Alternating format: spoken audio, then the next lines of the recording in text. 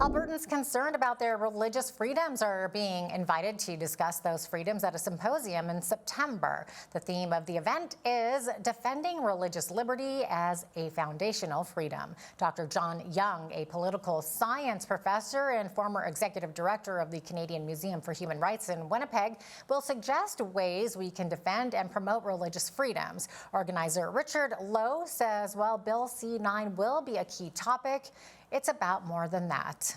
There's also been some recent Human Rights Tribunal rulings that impact religious freedom and impact people's ability to express their religious beliefs in a public context. He's going to be addressing the topic of religious freedom as a foundation freedom and how that should rank or doesn't rank when it comes up against other freedoms that are out there. The freedom to live the way you want, like a gay lifestyle, or the freedom to express a religious belief that maybe is contrary to what some people perceive as a lifestyle that should be preserved and protected or treated differently. There's obviously some very specific references in Bill 9 about the amendments and the changes taking away the ability of someone to express honestly a biblical belief or read from a biblical passage that is hurtful towards them. And so that has been removed from Bill C-9. And so it exposes people who are religious and who are expressing a religious opinion based upon the Bible or a religious belief that's sincerely held that could potentially be prosecuted now by groups or people who feel like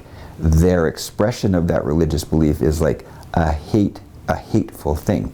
It becomes a subjective test that would be determined by a policeman or a prosecutor. So before Bill C-9, there was an express exclusion in the hate crime law that said if you are expressing a sincere belief, a religious belief, or reading from a religious text, that you could not be prosecuted for a so-called hate crime by those people who may feel marginalized or vilified by your comments and your statements. That has been removed. So it's an open question now as to where that line is. We don't know. Before there was that protection with Bill C-9, once it's passed, will be gone.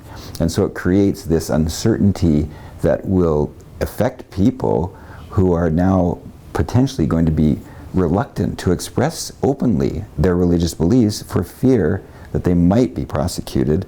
And even the fact that maybe they won't be found guilty, the fact that they could be prosecuted and have to go through the process of having a lawyer to defend them and going through months of uncertainty is going to be a real cloud over people's expression of religious beliefs, and that's a concern. I understand people who think it's predominantly focused against expressions of hate, and so they're not overly concerned about it.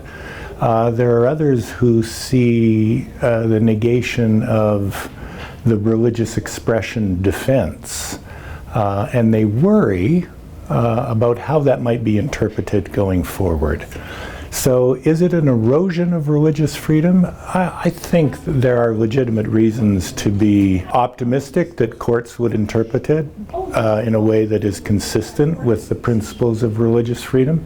At the same time, I understand why there are concerns and worries. And so, you know, in some ways, we don't know exactly what it will unfold in the next 10, 20, or even 30 or 40 years. There are a lot of people who are concerned that some of the principles that we have held dear as a country can be weakened. I think today, religion in the public square is somewhat suspect. There are many people in Canada who would think that religion is predominantly a private affair, that freedom of worship is something one can do individually. But religious freedom is much more than just freedom of conscience. It's the opportunity to gather together and to agree upon certain fundamental values and virtues. The Religious Freedom Symposium will take place September 16th from 7 till 9 p.m. at Free Grace Fellowship Church of Lethbridge.